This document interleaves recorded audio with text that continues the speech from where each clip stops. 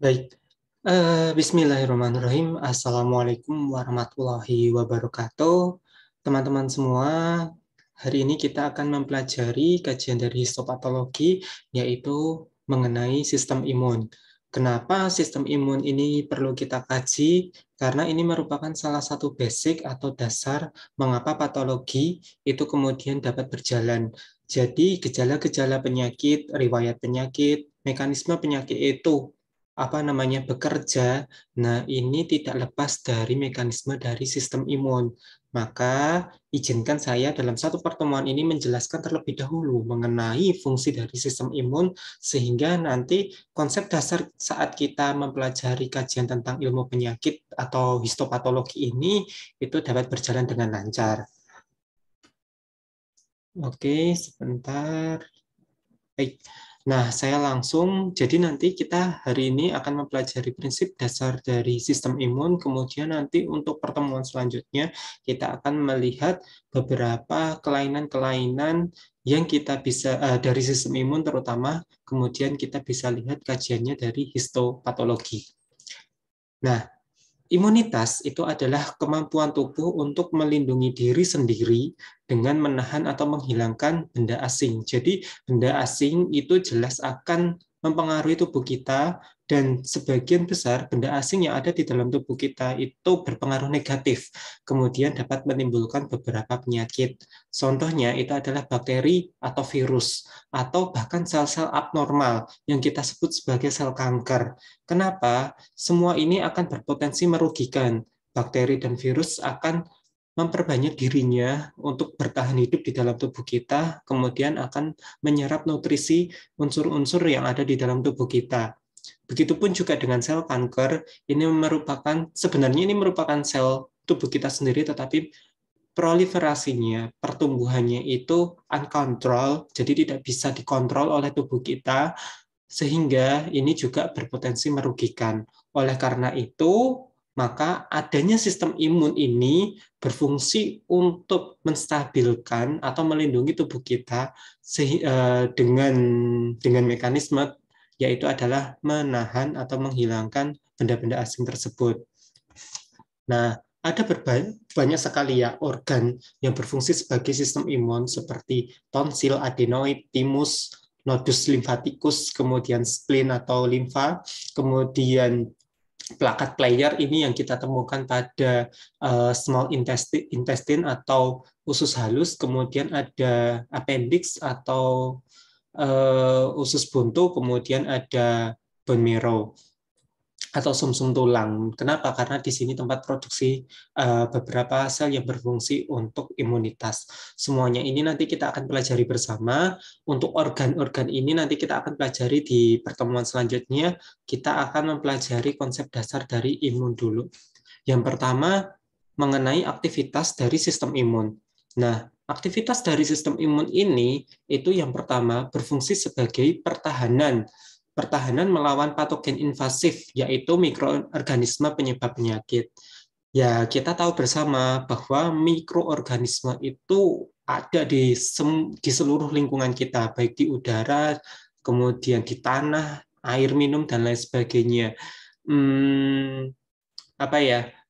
Udara yang mungkin menurut kita bersih itu tidak lepas dari mikroorganisme, terutama mungkin beberapa yang menyebabkan penyakit walaupun tidak semuanya. Maka kita perlu ada pertahanan untuk melawan dari patogen tersebut. Kemudian fungsi dari aktivitas sistem imun ini menyingkirkan sel-sel yang aus atau sel-sel yang sudah tidak bekerja dengan baik dan beberapa jaringan rusak oleh trauma atau luka gitu ya, atau beberapa penyakit itu kita hilangkan, kemudian kita ganti atau regenerasi dengan sel-sel yang baru. Selain itu, berfungsi juga untuk melicinkan jalan untuk penyembuhan luka dan perbaikan dari jaringan tersebut. Maka ada yang namanya regenerasi sel, perbaikan dari sel-sel yang luka ini fungsinya, aktivitas dari sistem imun ini itu juga ada. Kemudian berfungsi untuk mengenali dan menghancurkan sel-sel yang abnormal yang berasal dari tubuh. Ini merupakan pengawasan imun dan bentuk pertahanan internal terhadap sel-sel kanker. Jadi, ya memang pada dasarnya tubuh kita itu pasti ada sel kanker. Kenapa kita tidak mengalami kanker? Karena tubuh kita itu memiliki imunitas yang baik. Jadi, pertahanan melawan sel-sel kanker itu bekerja dengan maksimal. Namun, ada beberapa orang yang kemudian mengalami kanker atau mengalami penyakit kanker itu disebabkan karena pertahanan dari aktivitas sistem imun ini menurun, yang menyebabkan sel kanker pertumbuhannya relatif cepat, kemudian tidak terkendali. Nah, maka kita harus bersyukur bagi teman-teman yang memiliki sistem imun yang baik, gitu ya, dan terus dijaga. Dan kita juga harus menjaga bahwa bukan hanya dari aktivitas sistem imun saja, tetapi sel-sel kanker ini juga nantinya akan dipengaruhi oleh beberapa faktor-faktor eksternal yang nanti kita akan pelajari di toksisitas. Nah, sasaran utama dari sistem imun sebenarnya ini merupakan bakteri dan virus. Ini adalah musuh utamanya, walaupun tidak semerta-merta hanya bakteri dan virus saja. Tetapi ini sasaran utama dari sistem imun ini adalah kedua organisme tersebut gitu ya, walaupun virus itu bisa dikatakan sebagai bukan makhluk hidup. Bakteri patogen yang menginvasi tubuh menyebabkan kerusakan jaringan dan menimbulkan penyakit terutama dengan mengeluarkan enzim. Atau dia juga dapat mengeluarkan senyawa-senyawa toksin yang kemudian dapat menciderai atau dapat mengganggu fungsi sel dan organ yang ada di dalam tubuh kita. Mekanisme ini kita sebut sebagai virulensi. Nah, ini salah satu contoh bakteri patogenik gitu ya, yang kemudian dapat menginfeksi di dalam tubuh kita. Kemudian, selain bakteri, ada virus yang berfungsi untuk sama gitu ya, untuk menginvasi. Hanya saja perbedaan antara virus dengan bakteri, kalau virus itu dia tidak memiliki perangkat sel. Ya tadi, karena dia bukan organisme hidup ya.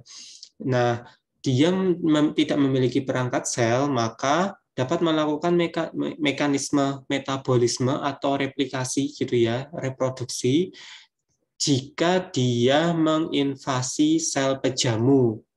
Siapa sel pejamu? Sel pejamu itu adalah sel-sel tubuh yang terinfeksi. Berarti kalau misalnya virus itu dia tidak menemukan sel pejamu, maka dia tidak bisa melakukan metabolismenya dan dia tidak bisa melakukan replikasinya. Nah, inilah yang menyebabkan kenapa virus ini merupakan hal yang mengganggu di dalam tubuh kita. Karena dia akan melakukan replikasinya itu saat dia menginvasi sel-sel yang ada di dalam tubuh kita. Oke, baik. Nah, teman-teman pasti familiar dengan istilah leukosit yang digunakan sebagai sistem imun.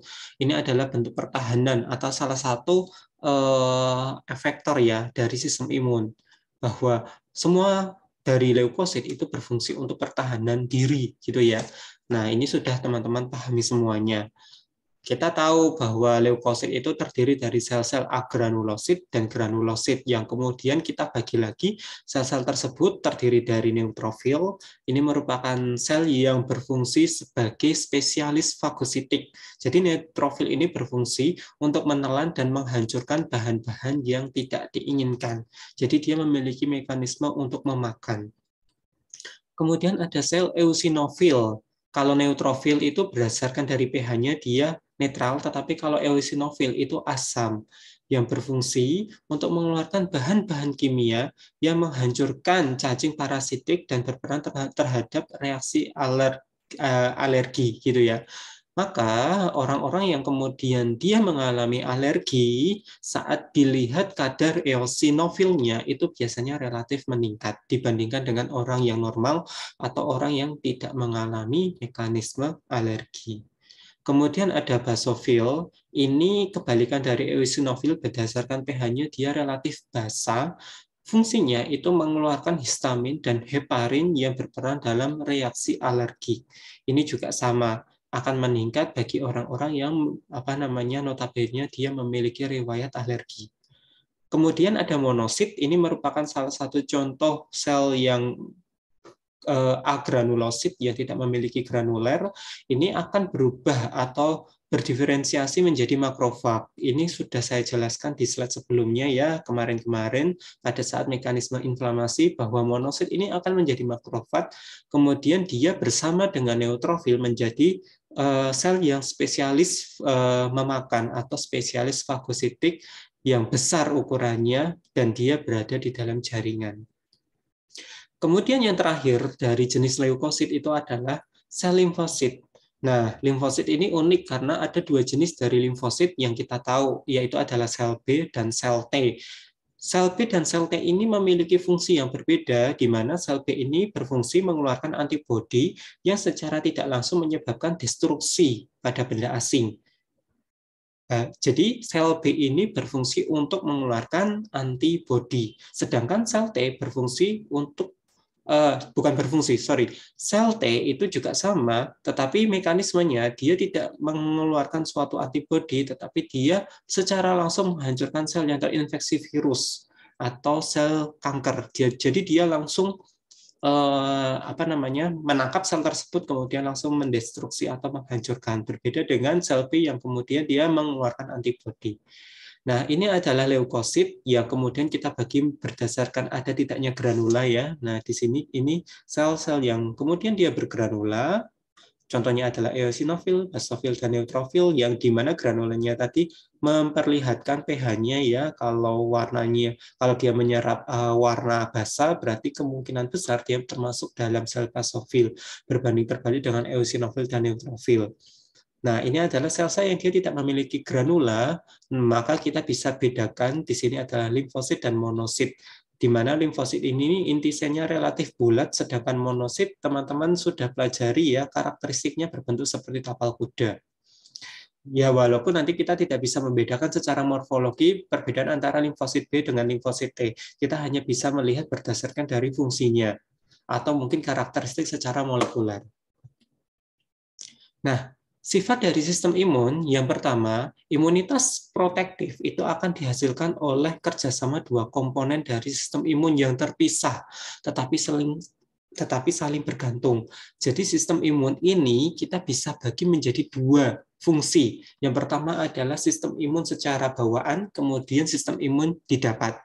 Jadi kalau teman-teman membedakan antara membedakan antara sistem imun itu bisa dibagi menjadi dua. Apa yang dimaksud dengan sistem imun bawaan dan apa yang dimaksud dengan sistem imun didapat? Perbedaannya di mana? Sistem imun bawaan ini mencakup respon imun yang bekerja secara non-spesifik. Maksud dari non-spesifik yang di sini adalah dia tidak mengenal jenis dari patogennya. Maksudnya seperti apa? Karena dia tidak mengenal apakah dia bakteri, apakah dia virus, apakah dia polen, apakah dia logam dan logam misalnya ZNPB, CU dan lain sebagainya yang merupakan senyawa toksik, dia tidak mengenali secara spesifik, maka sistem imun bawaan itu disebut sebagai non-spesifik. Namun mekanisme dari sistem imun bawaan ini relatif cepat. Gitu ya. Ini bentuk pertahanan yang pertama dan dia bereaksi segera. Istilah bereaksi segera di sini adalah bereaksi secara cepat. Intinya adalah kalau misalnya ada suatu penjahat yang masuk ke dalam tubuh kita, ada suatu patogen yang masuk ke dalam tubuh kita, kita tidak perlu mengenal secara detail terlebih dahulu siapakah patogen tersebut, tetapi kita langsung istilahnya mengamankan tubuh kita, melindungi tubuh kita dengan cara protektif. Nah, mekanisme ini dilakukan oleh sistem imun bawaan. Barulah nanti kalau kita sudah mendapatkan spesifikasi dari siapa patogen yang menyerang, gitu ya, bentuk pertahanan yang kedua itu dilakukan oleh sistem imun didapat atau nama lainnya adalah sistem imun adaptif. Sistem imun didapat atau sistem imun adaptif ini mengandalkan suatu respon imun yang spesifik. Spesifik yang dimaksud di sini adalah secara selektif menyerang benda-benda asing secara selektif. Jadi dia dapat menyeleksi dan mengetahui karakteristik masing-masing dari patogen yang ada di dalam tubuh kita. Dan mempersiapkan serangan khusus yang ditujukan pada musuh tersebut. Nah, mekanisme dari sistem imun didapat ini relatif lama dibandingkan dengan imun bawaan. Maka sistem imun bawaan ini adalah bentuk pertahanan yang pertama untuk mempersiapkan sistem imun didapat, sistem imun yang didapat atau sistem imun adaptif ini untuk melakukan prosesnya, untuk melakukan identifikasi terlebih dahulu, kemudian barulah dapat menyerang patogen tersebut. Jadi tidak bisa yang namanya sistem imun bawaan dengan sistem imun adaptif ini berbeda-beda atau bekerja secara mandiri atau bekerja secara sendiri-sendiri. Itu enggak. Ini pasti kedua sistem imun ini secara ya enggak bekerja sama juga, tetapi ada suatu ritme khusus yang kemudian mereka melakukan kerja atau sistem secara bersamaan. Baik, kita akan belajar yang pertama adalah imunitas bawaan terlebih dahulu, bahwa ini merupakan suatu responden spesifik di mana mekanisme pertahanan tubuh dari setiap jenis benda asing atau abnormal apapun, bahkan pada pajanan awal terhadapnya. Jadi ini adalah mekanisme awal bagaimana tubuh kita itu menghindari sebuah patogen.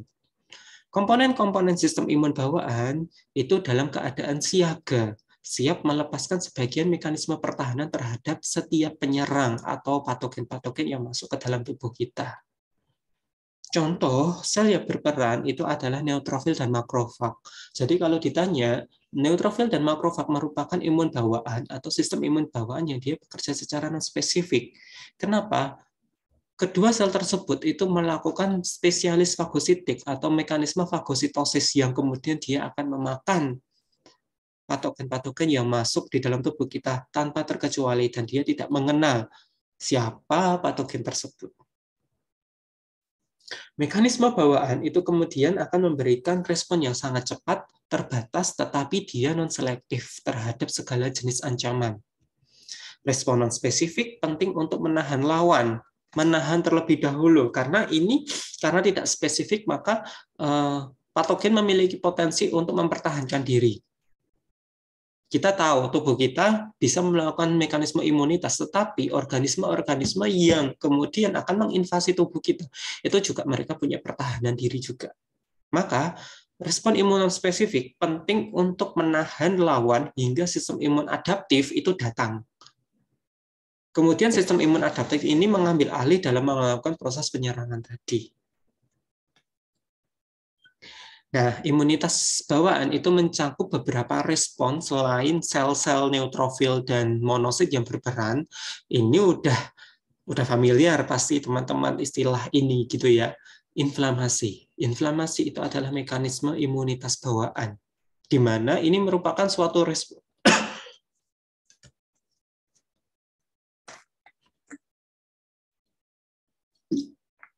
di mana ini merupakan suatu respon non-spesifik terhadap cedera jaringan. Yaitu ketika sel-sel itu melakukan inflamasi atau mekanisme inflamasi, maka neutrofil dan makrofag itu kemudian bekerja dan berperan besar terhadap mekanisme ini bersamaan dengan sel-sel suportif yang lainnya. Ini sudah masih ingat ya? Nanti mungkin saya akan jelaskan sekilas. Kemudian selain inflamasi ada interferon. Apa itu interferon? Itu merupakan sekelompok protein yang secara non-spesifik itu bertahan melawan infeksi virus. Jadi ini bukan sel, tetapi dia adalah protein yang ada di dalam tubuh kita. Kemudian selain interferon, itu ada sel pembunuh alami, atau saya lebih familiar istilahnya adalah sel NK. Apa itu sel NK? Natural killer, atau sel pembunuh. Suatu kelompok khusus sel yang mirip mekanisme kerjanya mirip dengan limfosit yang secara spontan dan secara non-spesifik melisiskan atau memecahkan sel pejamu yang terinfeksi virus atau sel kanker. Kenapa dibilang mirip limfosit? Karena mekanisme sel NK ini hampir sama dengan sel limfosit tipe sel T, di mana ini merupakan sel sitotoksik. Perbedaan antara sel T dengan sel NK adalah kalau sel pembunuh alami ini dia tidak mengenal siapa patogennya, jadi dia bekerja secara non-spesifik. Namun kalau sel T, limfosit sel T itu dia bekerja secara spesifik, jadi dia dapat mengidentifikasi dari patogen-patogen yang menyerang atau menginvasi di dalam tubuh kita. Yang terakhir adalah sistem komplement. Perbedaan antara interferon dengan sistem komplement, kalau interferon itu adalah protein non-spesifik yang dihasilkan di dalam sel tubuh kita, tetapi kalau sistem komplement itu merupakan protein plasma, berarti protein yang ada di dalam jaringan darah, yang ada di dalam darah dan dia inaktif posisinya. Namun ketika diaktifkan secara berurutan gitu ya, jadi ada mekanisme protein kaskade gitu kan. Nah, itu saat diaktifkan ada rantai protein yang diaktifkan, itu kemudian dia akan merusak sel-sel asli dengan menyerang membran plasmanya. Jadi ternyata plasma di dalam tubuh kita itu terkandung beberapa protein yang berfungsi sebagai sistem komplement. Baik, coba kita akan belajar secara detail dari jenis imunitas bawaan yang ada di dalam jenis-jenis dari sistem imunitas bawaan tersebut. Yang pertama itu adalah mekanisme inflamasi. Nah, inflamasi ini adalah suatu respon yang non-spesifik terhadap invasi asing atau kerusakan jaringan. Nah, ini kemarin kita sudah pelajari bersama ya, teman-teman semua, bagaimana mekanisme bekerja. Ini gambar slide-nya masih sama, gitu ya, mulai dari luka yang ditimbulkan, kemudian ada bakteri yang kemudian dia masuk, kemudian makrofag melakukan proses fagositosisnya. Kemudian di sini neutrofil pun juga akan melakukan proses fagositosisnya, di mana dia akan melakukan proses diapedesis, kemudian dia keluar di sini dari pembuluh darah. Ini masih ingat ya, kemarin saya jelaskan mekanisme inflamasi.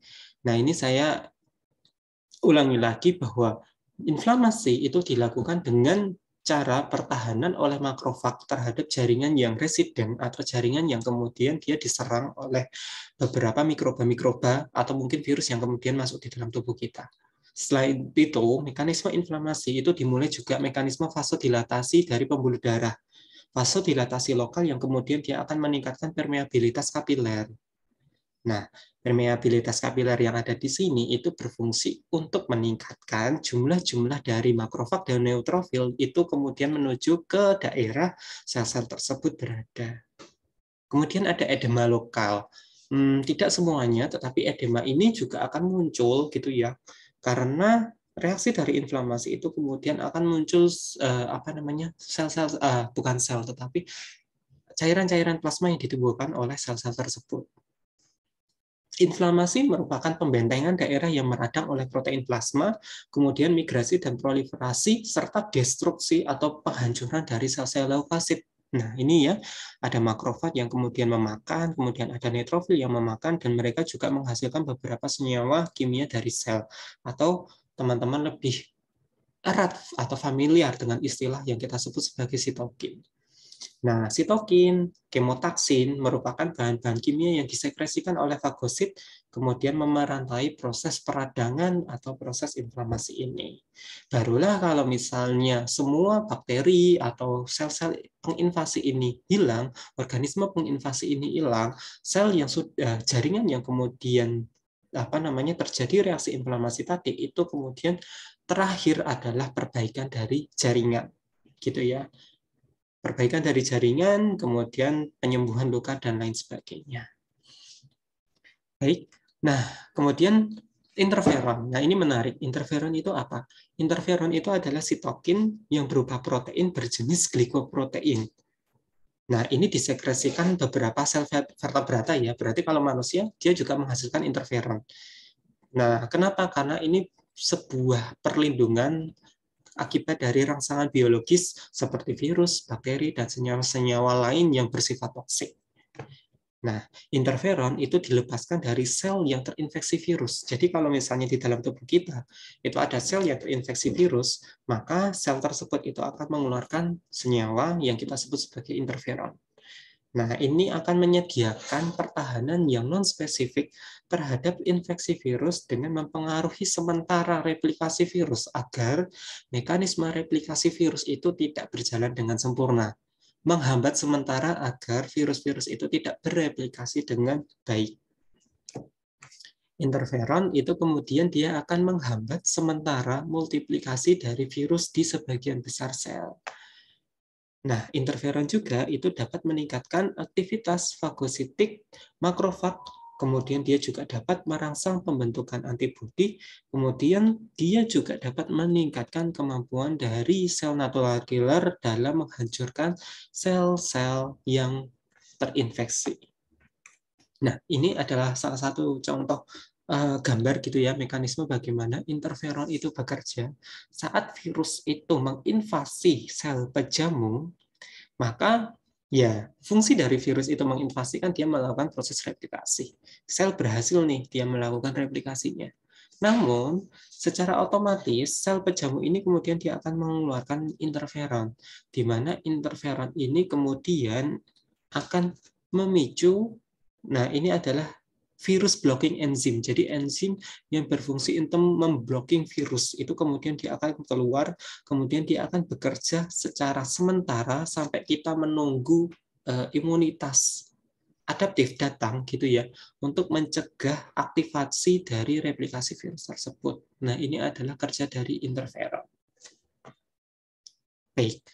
Ada berbagai macam jenis interferon ternyata, bukan hanya satu jenis. Ada 3 jenis yang sudah diketahui oleh para peneliti, yaitu kelas interferon yang terdiri dari alfa, beta, dan gamma.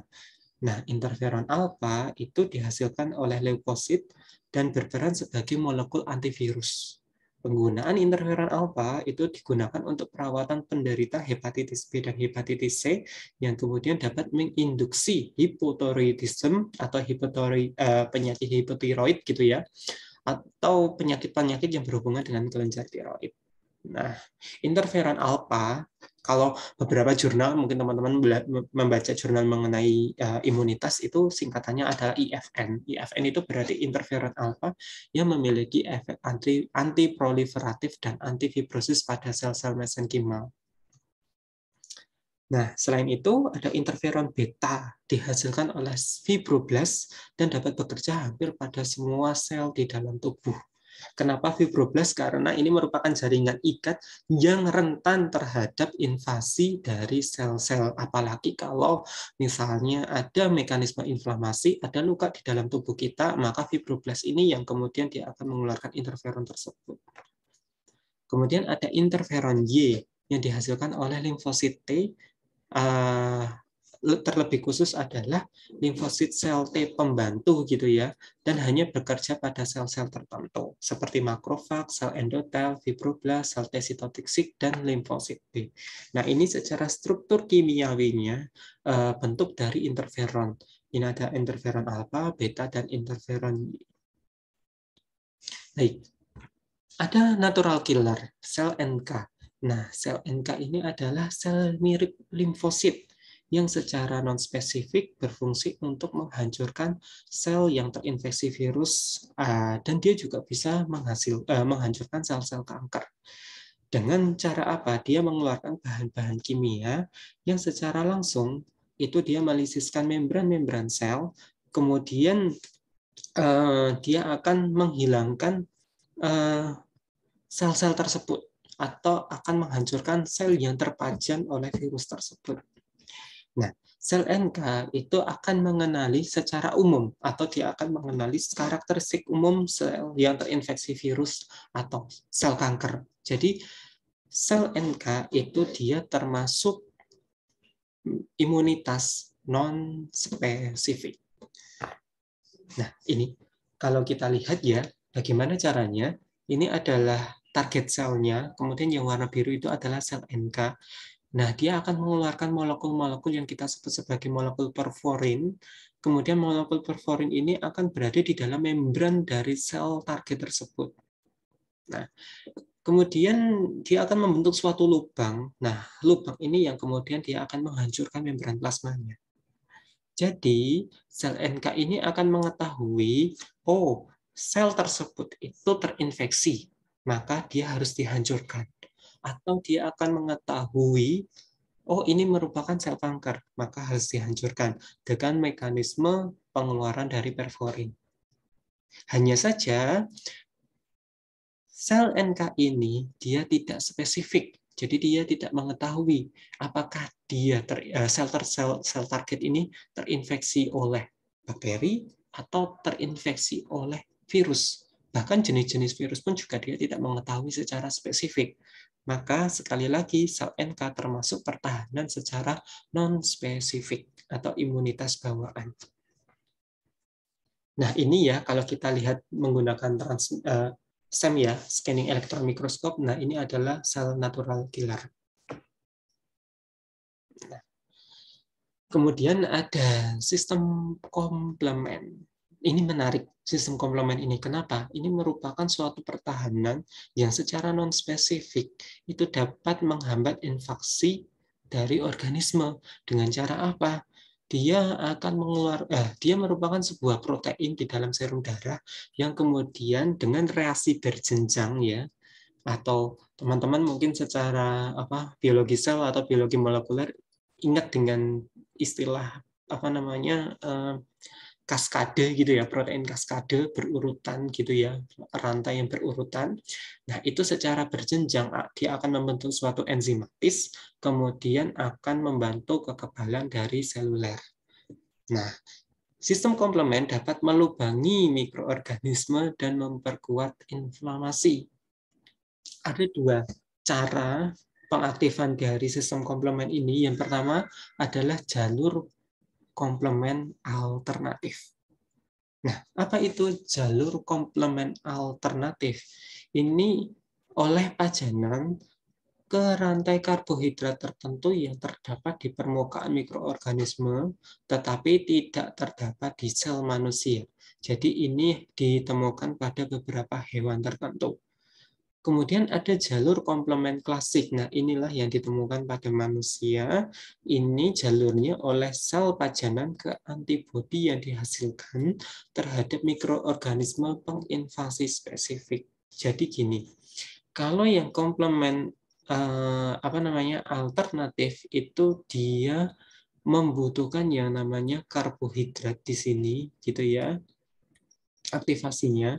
Tetapi kalau jadi kan kita tahu bahwa di dalam permukaan bakteri itu kan pasti ada membrannya. Nah, aktivasi ini itu berdasarkan dari rantai-rantai karbohidrat tertentu yang terdapat pada permukaan mikroorganismenya.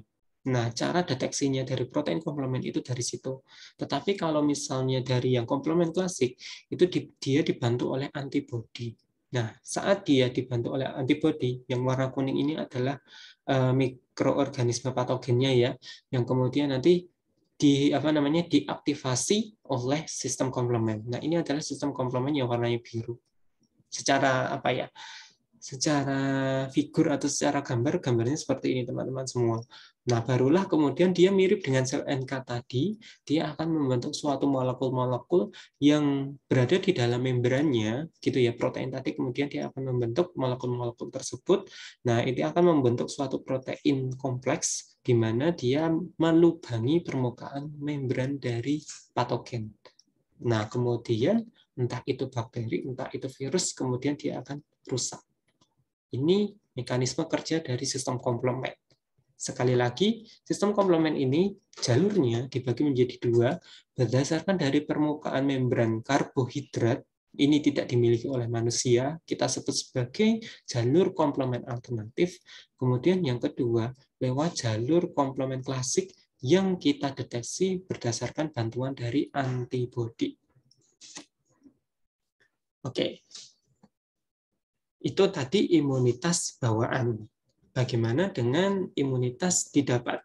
Nah, untuk imunitas didapat, ini merupakan suatu respon imun adaptif secara spesifik yang merupakan serangan selektif yang ditujukan untuk membatasi atau menghancurkan sasaran-sasaran tertentu yang pada tubuh telah secara spesifik bersiap terpajan terhadapnya.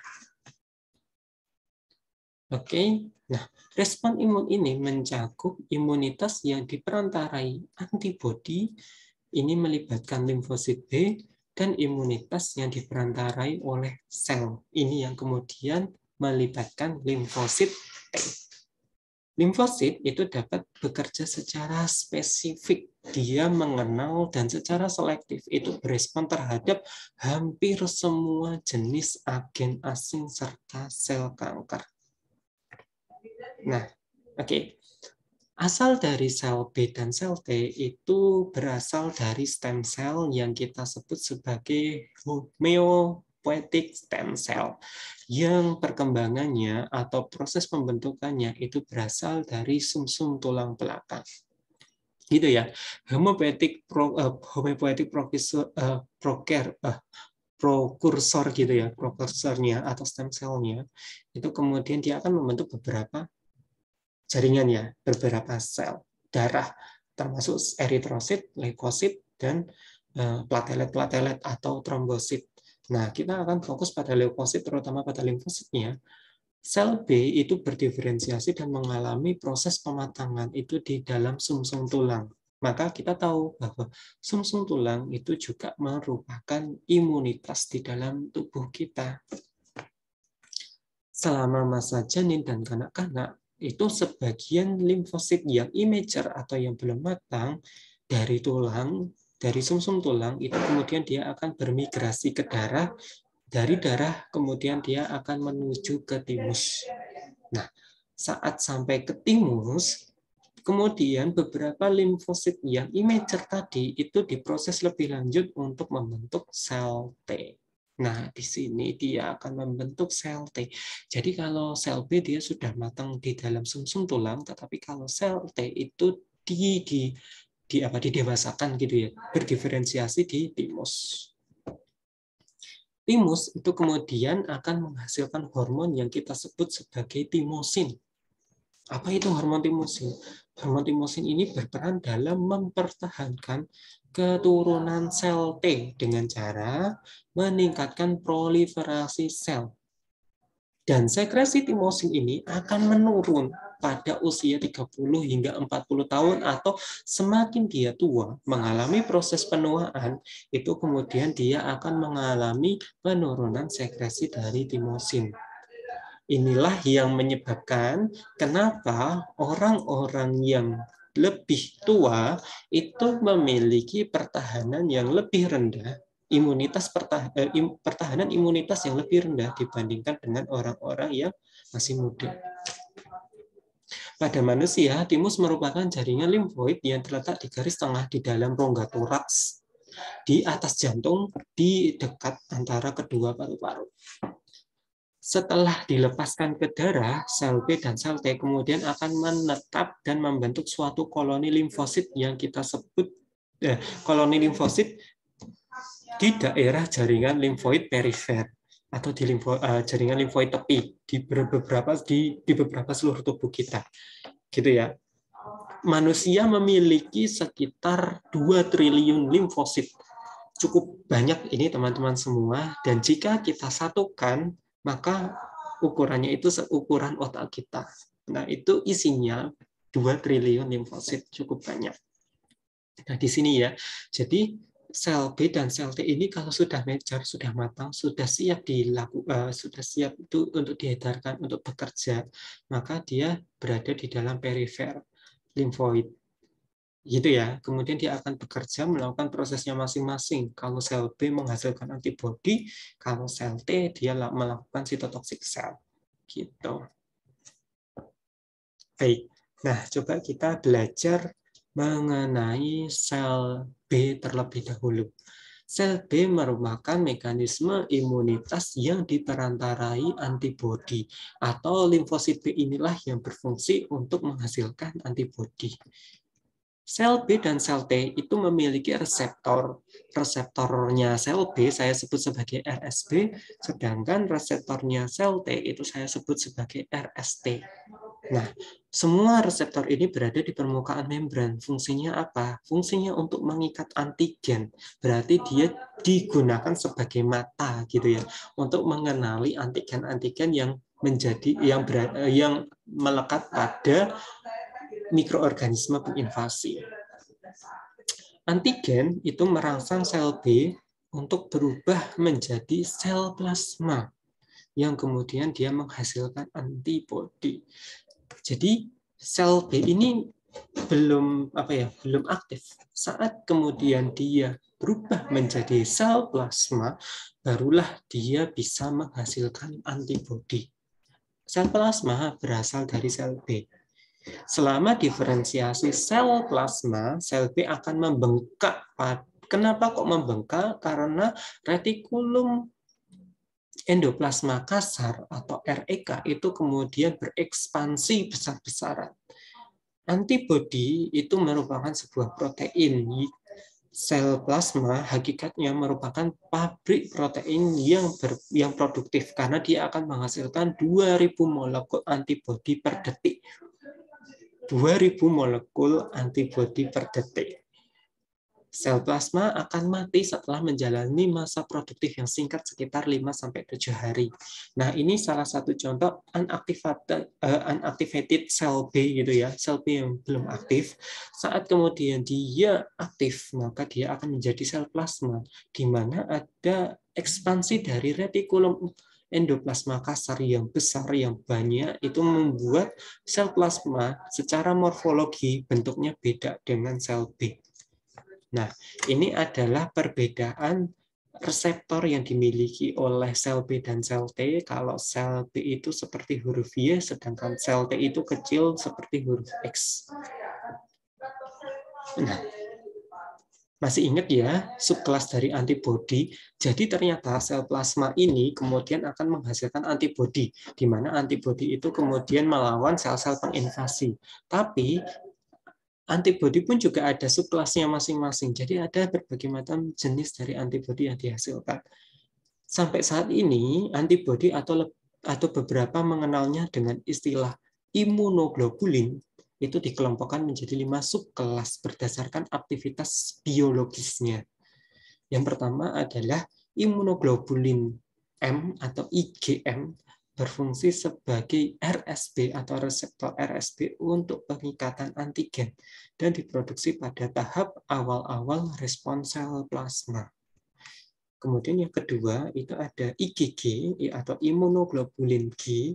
Ini terdapat banyak di dalam darah dan diproduksi serta disekresikan dalam jumlah banyak di dalam tubuh, menghasilkan respon imun spesifik terhadap bakteri penginvasi. Kemudian ada IgE, ini berfungsi untuk melindungi tubuh dari cacing-cacing parasit dan merupakan mediator antibodi untuk respon-respon alergi. Contoh asma. Jadi kalau orang yang mengalami asma, itu biasanya IgE-nya, antibodi IgE-nya itu kemudian bermunculan. Ada IgA, ditemukan di dalam sekresi sistem pencernaan, pernafasan, urogenital, air susu, dan air mata. Ada beberapa yang bilang bahwa ternyata air susu itu dia memiliki memiliki imunitas. Benar, karena di dalamnya itu ada kandungan IgA. Nah, terakhir itu ada IgD, imunoglobulin D. Ini terdapat banyak di dalam sel B, namun sampai saat ini fungsinya masih belum diketahui. Nah, ini salah satu contoh antigen gitu ya, yang kemudian dia dimiliki oleh mikroorganisme.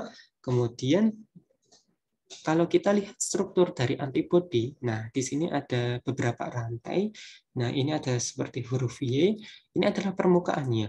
Permukaan ini adalah tempat spesifik antigen yang tempat spesifik antigen untuk binding atau untuk berlekatan dengan antibodi. Nah, nanti kalau dia sudah berlekatan, maka terjadi reaksi pertahanan dari antibodi tersebut. Oke, baik. Nah, bagaimana cara antibodi itu bekerja dalam membantu mengeliminasi mikroba penginvasi? Caranya adalah yang pertama, melakukan proses netralisasi. Nah, ini ada beberapa mekanisme kerja dari antibodi. Jadi dia menetralisasi senyawa-senyawa toksik, enzim atau apapun yang dihasilkan oleh mikroorganisme atau dihasilkan oleh beberapa patogen. Jadi dia akan menangkap molekul-molekul invasi tersebut sehingga keadaannya netral kembali. Enzim yang dihasilkan atau senyawa toksik yang dihasilkan itu tidak bekerja di dalam tubuh kita. Selain itu, ada lagi fungsi antibodi itu juga dia berfungsi untuk aglutinasi.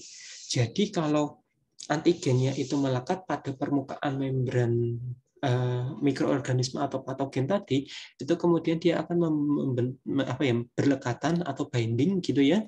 Kemudian dia akan membentuk gumpalan-gumpalan sehingga mikroorganisme tersebut itu tidak dapat bertahan hidup, tidak dapat melakukan replikasinya atau tidak dapat melakukan proliferasinya.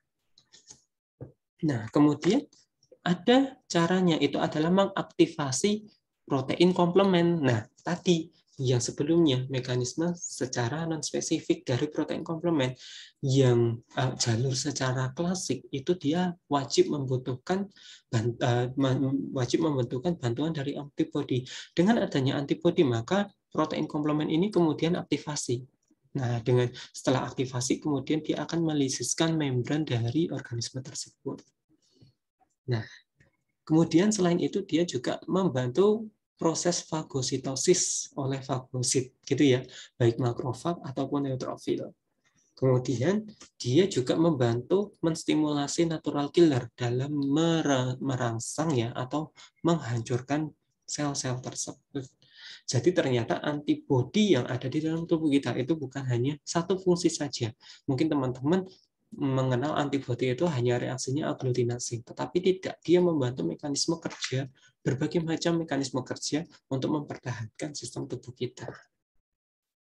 Nah, bagaimana antibodi itu diproduksi? Nah, ada beberapa teori yang kita sebut sebagai teori untuk memahami bagaimana cara menghasilkan antibodi. Teori yang sampai saat ini disepakati itu adalah teori seleksi klonal. Bagaimana cara teori seleksi klonal ini bekerja? Pada masa janin itu dibentuk beragam limfosit dengan membentuk antibodi-antibodi tertentu. Semua keturunan dari limfosit B itu akan membentuk suatu sel keluarga identik atau kita sebut sebagai sel klonal, menghasilkan suatu jenis antibodi spesifik yang sama. Nah, ini contohnya gitu ya. Suatu sel B itu kemudian saat dia mengenali suatu antigen, kemudian dia akan membentuk suatu sel yang identik yang sama. Jadi ini yang warna merah itu akan membentuk sel B yang sama. Ini kita sebut sebagai sel klonal. Karena ini memiliki spesifikasi antigen yang sama. Sel-sel B dalam keadaan dorman akan berproliferasi dan menghasilkan antibodi jika berkontak dengan antigen. Nah, ini kalau dia berkontak dengan antigen, maka dia kemudian akan membentuk sel plasma. Kemudian dia akan membentuk suatu antibodi. Tidak semua limfosit B yang baru itu dibentuk teraktivasi secara spesifik menjadi sel plasma. Tidak semuanya. Namun sebagian kecil itu akan membentuk sel memori. Nah, ini sel memori, pengingat. Nah, sel memori ini tetap dalam keadaan dormansi dan kemudian dia akan bekerja jika ada suatu antigen yang sama. Pajanan antigen pertama yang memicu pembentukan sel memori dapat terjadi melalui terjadinya penyakit atau vaksinasi. Nah, yang pertama itu kemudian dia akan menghasilkan sel plasma, kemudian dia akan menghasilkan antibodinya, kemudian dia akan membentuk sel memori. Jika itu merupakan suatu reaksi vaksinasi, jika kita diberikan vaksin, maka sel memori ini akan bekerja mengingat antigen tersebut. Kemudian nantinya kalau misalnya ada suatu penyakit yang sama, ada patogen yang sama masuk ke dalam tubuh kita, maka sel memori ini kemudian dia akan berubah menjadi sel plasma, kemudian antibodi itu dikeluarkan dan bekerja untuk melawan atau mempertahankan terhadap reaksi invasi atau reaksi toksik yang dihasilkan oleh patogen tersebut. Vaksinasi secara sengaja memajankan orang ke patogen yang telah dihilangkan kemampuan dalam menimbulkan penyakitnya. Atau mungkin teman-teman lebih familiar dengan istilah dilemahkan. Tetapi vaksinasi ini masih memicu proses pembentukan antibodi terhadap dirinya. Bagaimana caranya dapat membentuk antibodi tersebut? Karakteristik dari antigennya itu tidak boleh hancur. Dengan antigennya itu yang bentuknya masih sama, maka itu kemudian digunakan untuk mengenal reaksi tersebut, bukan mengenal reaksi, untuk mengenal antigen tersebut, sehingga sel memori itu dapat menghasilkan antibodi yang kemudian nantinya kalau ada virus yang datang itu kemudian dihancurkan. Nah, limfosit T itu berbeda dengan limfosit B. Jadi kalau yang tadi ini ya, ini adalah mekanisme bagaimana antibodi itu dikeluarkan. Jadi sebenarnya kalau misalnya kita terserang penyakit ya, kita terserang penyakit nih gitu kan, kemungkinan besar nanti kalau ada penyakit yang sama, bentuk pertahanan kita itu jauh lebih bagus dibandingkan dengan awal kita kena penyakit yang dengan awal atau pertama kali kita terkena penyakit tersebut. Nah, itu kenapa? Karena kita memiliki sel plasma yang berfungsi untuk menghasilkan antibodi dan memiliki sel memori yang berfungsi untuk mengingat karakteristik dari penyakitnya tersebut. Karakteristiknya dari mana? Dari antigennya tersebut. Nah, itu semuanya kerja dari sel B. Tetapi bukan hanya sel B saja yang bekerja. Di sini ada sel T. Nah, sel T ini berfungsi untuk melakukan penghancuran tetapi diperantarai oleh sel. Tidak diperantarai oleh antibodi. Kenapa? Karena limfosit T ini dia tidak bisa menghasilkan antibodi, tetapi dia berfungsi bekerja secara langsung untuk menghancurkan sel tersebut. Sel T berkontak langsung ke sel sasaran, ini merupakan suatu proses yang kita kenal dengan imunitas seluler. Jadi sel menghancurkan sel, bukan sel yang mengeluarkan antibodi. Sel T bersifat klonal, gitu ya. Jadi dia berproliferasi menjadi sel yang banyak dan sangat spesifik terhadap suatu antigen. Ini yang membedakan dengan sel NK. NK dia tidak mengenal berdasarkan antigennya, tetapi sel T itu dia mengenal berdasarkan dari antigen. Maka ini disebut sebagai imunitas spesifik. Nah, pada membran dia memiliki reseptor sel T yang diperoleh pada saat diferensiasi di dalam timus. Nah, jenisnya banyak. Kalau sel B tadi ada sel plasma, ada sel memori gitu ya. Nah, kalau sel T itu ada sel T sitotoksik, ada sel T helper atau sel T pembantu gitu ya. Kemudian ada sel T regulatorik. Nah, apa itu bedanya? Sel T sitotoksik itu ada yang menyebutnya adalah sel killer. Ini koreseptornya itu adalah CD8. Berfungsi untuk menghancurkan sel pejamu. Maka sel T ini beberapa orang atau beberapa referensi menyebutnya adalah CD8. Sedangkan sel T helper itu koreseptornya itu adalah CD4. Maka nama lain dari sel T helper itu adalah CD4 yang berfungsi untuk memodulasi aktivitas imun yang lain. Jadi dia tidak menghancurkan selnya, tetapi dia membantu atau memodulasi aktivitas dari imun-imun yang lain. Kemudian ada sel T regulatorik, ini koreseptornya CD4 plus dan CD25 ya, 25 yang merupakan subset dari CD4. Fungsinya untuk apa? Saya jelaskan di akhir. Baik. Sel T itu berfungsi menyekresikan bahan kimia yang merusak sel sasaran. Nah, caranya seperti ini teman-teman semua. Nah, jika ada suatu virus gitu ya, kemudian dia masuk ke dalam sel pejamu atau host cell, itu kemudian dia akan menginvasi. Nah, ini ya, dia akan melakukan replikasi. Nah, di dalam tubuh kita itu kemudian antigen itu akan dikeluarkan melewati permukaan dari sel pejamu yang ada di sini. Jadi sel pejamu itu kayak memberikan suatu bendera meminta tolong seperti menggunakan yang namanya MHC. Apa itu MHC? Saya jelaskan di slide berikutnya. Nah, dengan adanya molekul MHC ini, antigen itu dipaparkan di permukaan, gitu ya. Nah, ini fungsinya untuk memanggil sel T tadi. Sel T sitotoksik kemudian dia akan datang, mengenali antigen yang ada di sini, kemudian dia akan menghancurkan sel-sel pejamu yang terpajan tadi. Sehingga sel ini kalau sudah rusak, dia tidak akan, virus yang sudah masuk ke dalam tubuh tadi itu tidak akan menjalar atau menginvasi ke sel-sel yang lain. Itu adalah bentuk pertahanan tubuh kita. Gitu ya. Jadi mengorbankan satu sel untuk menyelamatkan sel-sel yang lain. Nah, ini cara sel T itu melakukan sitotoksiknya. Nah, bagaimana dengan sel T helper? Sel T helper menyekresikan bahan kimia yang kemudian dia memperkuat aktivitas sel imun. Sel T helper mensekresikan sitokin-sitokin yang membantu memperkuat hampir semua respon imun. Contohnya, sel T helper menyekresikan beberapa interleukin. Ada IL-4, IL-5, IL-6 yang kemudian berfungsi sebagai faktor pertumbuhan dari sel B. Jadi ternyata sel T helper membantu proliferasi dari sel B. Sel T helper juga mengeluarkan interleukin 2 yang memperkuat aktivitas sel T sitotoksik. Nah, sel T helper memicu proses aktivitas dari sel T sitotoksik dari interleukin 2.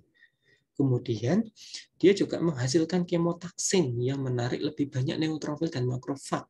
Nah, dia meningkatkan mekanisme kerja dari imunitas bawaan atau mekanisme inflamasi.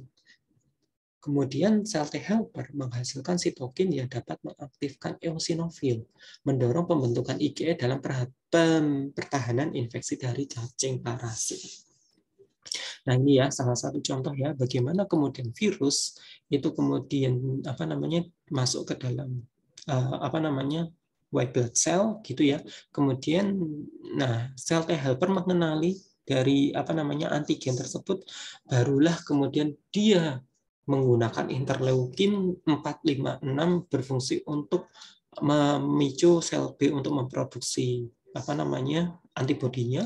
Kemudian di sini menggunakan interleukin 2 berfungsi untuk merangsang sitotoksik merangsang sel sitotoksik sampai sitotoksik.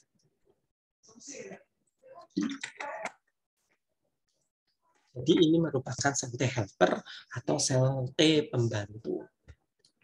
Bagaimana dengan sel T regulatorik? Nah, ini bekerjanya berlawanan dengan sel T sitotoksik dan sel T helper, di mana dia menekan respon imun. Menekan. Maksudnya menekan di sini adalah dia menekan untuk menjaga keseluruhan sistem imun di bawah pengendalian yang ketat. Jadi sistem imun itu tidak akan berespon secara berlebihan. Dia akan menghambat respon imun bawaan dan respon imun adaptif dalam pengecekan yang seimbang, meminimalkan patologi imun yang berbahaya. Besok kita akan belajar bahwa kemudian ada reaksi-reaksi imunitas yang berlebihan.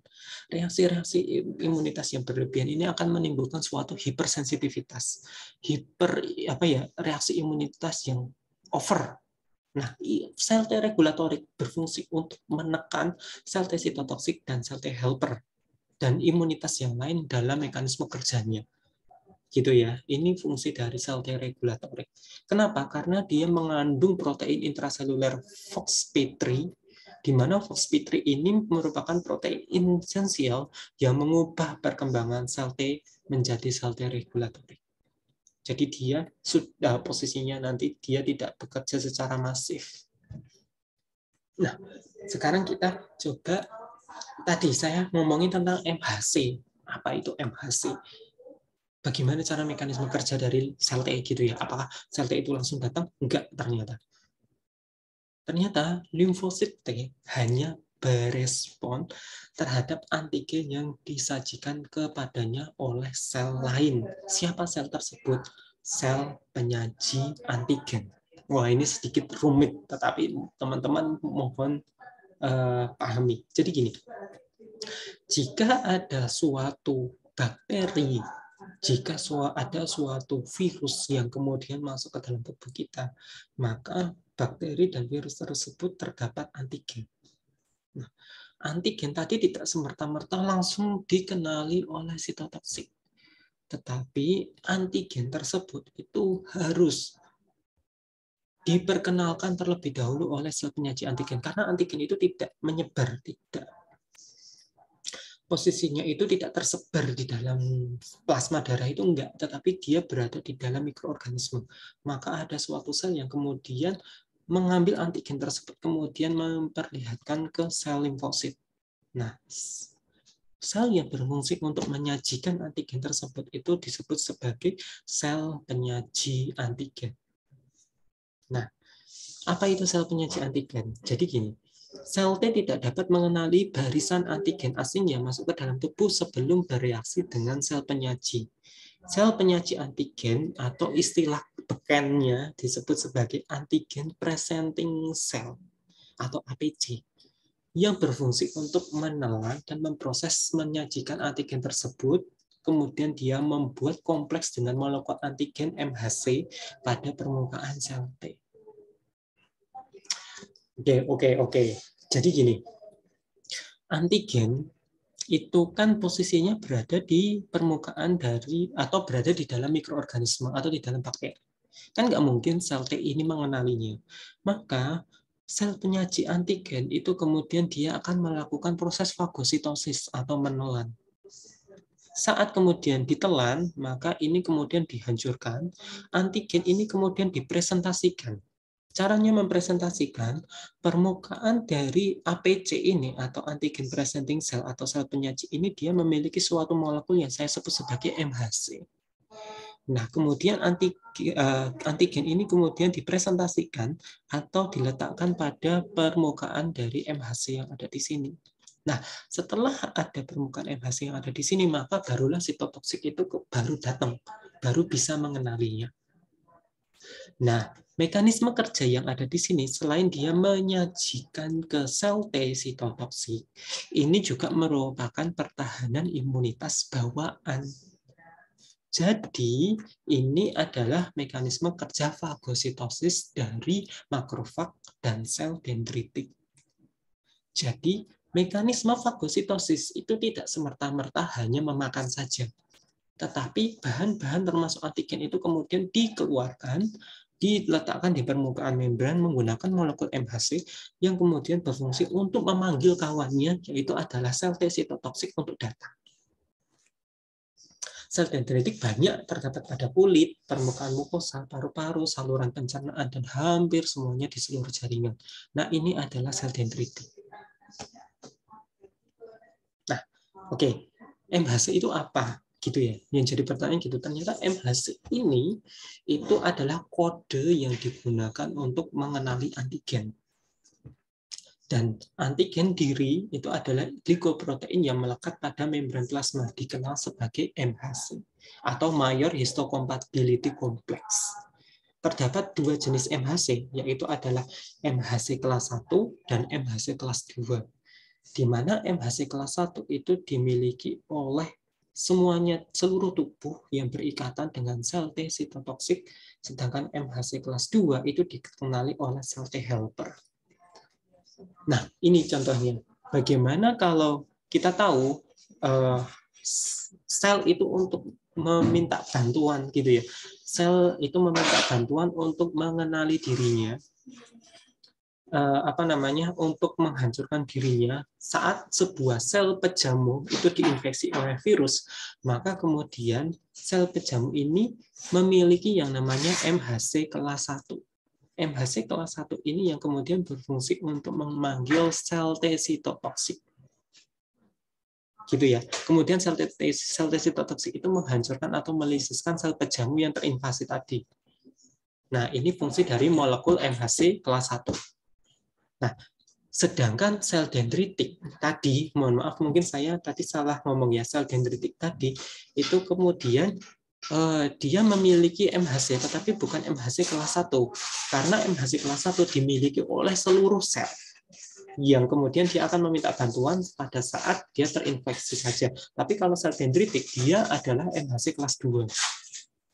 Di mana MHC kelas 2 ini oleh sel dendritik atau makrofag ya, itu kemudian dilakukan proses fagositosis, kemudian dipresentasikan melewati MHC kelas 2 yang datang itu bukan sitotoksik sel T sitotoksik. Mohon maaf tadi saya salah. Tadi saya ngomong bahwa yang datang adalah sel T sitotoksik, tetapi yang datang itu adalah sel T helper atau CD4.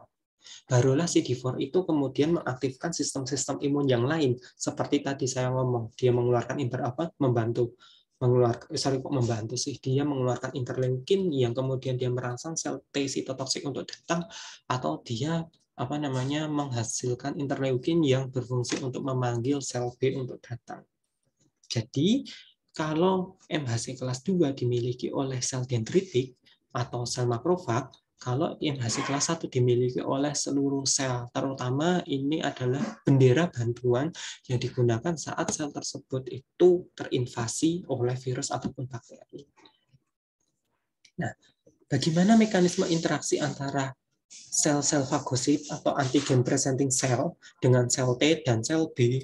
Nah, ini adalah mekanismenya mulai dari aktivasi dari sel T sampai aktivasi oleh sel B. Nah, jadi ternyata sel dendritik tadi itu juga membantu mekanisme sampai pembentukan antibodi. Caranya adalah yang pertama aktivasi oleh sel T helper oleh APC. Jadi gini, jika ada suatu bakteri yang datang atau agen penginvasi yang datang, dia memiliki antigen, maka dilakukan proses fagositosis terlebih dahulu. Nah, fagositosis kemudian dilakukan, bakteri ini kemudian dihancurkan gitu kan menggunakan enzim yang ada di sini, kemudian antigen dipresentasikan oleh MHC kelas 2 yang dimiliki oleh sel dendritik. Nah, kemudian antigen ini sudah ada di permukaan, maka yang datang siapa? Sel T sitotoksik atau sel T helper. Nah, yang datang adalah sel T helper. Sel T helper atau CD4 itu kemudian datang dan mengenali molekul antigen di sini. Nah, gitu ya. Nah, di sini komunikasinya dia menggunakan interleukin. Oke, setelah itu dia akan mengeluarkan sitokin yang kemudian berfungsi untuk melakukan proses proliferasi. Nah, jadi CD4 nanti jumlahnya dari satu jadi banyak, hanya dari satu antigen presenting cell saja. Dari satu antigen saja yang ada di sini, itu sudah dia melakukan proliferasi yang banyak. Untuk apa sel T helper ini berproliferasi? Nah, sel T helper itu kemudian dengan jumlah yang banyak, dia akan memanggil semua sel B, gitu ya, dengan komunikasi interleukin, gitu kan. Untuk apa? Sel B tadi, gitu kan, itu kemudian teraktivasi, kemudian dia akan berproliferasi. Gitu ya, berproliferasi, terutama di sini dia menggunakan antigen yang sama gitu kan. Oh, ini antigennya ini nih, antigennya yang warna merah, maka sel B yang dia memiliki atau memiliki memori inilah yang kemudian datang gitu kan. Kemudian dia akan mengenali dari sel T helper ini, kemudian dia akan berproliferasi banyak, kemudian dia akan membentuk sel plasma, kemudian dia akan membentuk sel memori. Sel memori ini akan mengingat antigen dari mikroorganisme tersebut, sedangkan sel plasma itu kemudian mengeluarkan antibodinya. Nah, antibodi ini akan menghancurkan seluruh bakteri yang sama, terutama ya spesies yang sama yang kemudian dia masuk ke dalam tubuh kita. Kan nggak mungkin ya bakteri ini cuma satu, pasti banyak. Yang masuk itu pasti banyak. Nah, itu kemudian dia membutuhkan proliferasi dari sel T helper dan dia juga membutuhkan proliferasi dari sel B yang kemudian dia akan menghasilkan sel plasma dan sel plasma tersebut dia akan menghasilkan antibodi. Jadi dari sini aja sistem imunitas didapat itu sudah ada hubungan antara sel dendritik dari makrofag atau dendritik dan makrofag tadi itu membutuhkan bantuan dari sel T helper, di mana sel T helper ini berproliferasi, kemudian dia mengundang atau menarik sel B untuk berproliferasi juga untuk menghasilkan antibodi dan sel memori. Oke ya. Kesimpulannya apa? Kesimpulannya, ketika virus bebas di cairan ekstraseluler, maka banyak sekali pertahanan di dalam tubuh kita yang bekerja. Yang pertama adalah makrofag. Makrofag itu menghancurkan virus dengan cara fagositosis. Kemudian memproses dan menyajikan sebagai antigen presenting cell itu ke sel T helper. Kemudian dia juga menyekresikan interleukin 1 dan mengaktifkan sel klona B dan sel T. Sel plasma yang berasal dari sel B itu menetralkan virus dan mencegah sel pejamu untuk masuk. meningkatkan proses fagositosis karena dia bisa melakukan opsonin dan mengaktifkan kaskade dalam sistem komplementnya. Karena sistem komplement itu membutuhkan antibodi yang dikeluarkan oleh sel plasma. Sistem komplement secara langsung itu dia melubangi, menghancurkan membran dari patogen, bekerja sebagai opsonin untuk meningkatkan proses fagositosis. Nah, interferon disekresikan oleh sel-sel yang tadi terpajan oleh virus dan mencegah sementara replikasi virus agar virus tidak bereplikasi secara banyak dan meningkatkan daya bunuh atau meningkatkan mekanisme makrofag, sel NK, dan sel T sitotoksik. Sel NK secara non-spesifik melisiskan sel-sel pejamu yang terinfeksi virus. Dan sel T sitotoksik secara spesifik teraktivasi oleh antigen virus dan melisiskan sel pejamu yang terinfeksi sebelum virus memiliki kesempatan untuk bereplikasi. Dan yang terakhir adalah sel T helper mengeluarkan berbagai macam sitokin yang meningkatkan aktivitas sel T sitotoksik dan pembentukan antibodi oleh sel T. Nah, itu semuanya adalah mekanisme ketika suatu virus atau mungkin benda-benda asing masuk ke dalam tubuh kita, banyak sekali pertahanan yang ada di dalam tubuh kita. Nah, untuk pertemuan besok kita akan mempelajari contoh-contoh bagaimana apa ya istilahnya sistem imun ini bekerja dan kita lihat kajiannya secara histopatologi. Oke, mungkin itu saja. Kalau misalnya ada yang ingin ditanyakan atau masih bingung, bisa bertanya secara langsung pada pertemuan besok. Saya akhiri. Wassalamualaikum warahmatullahi wabarakatuh.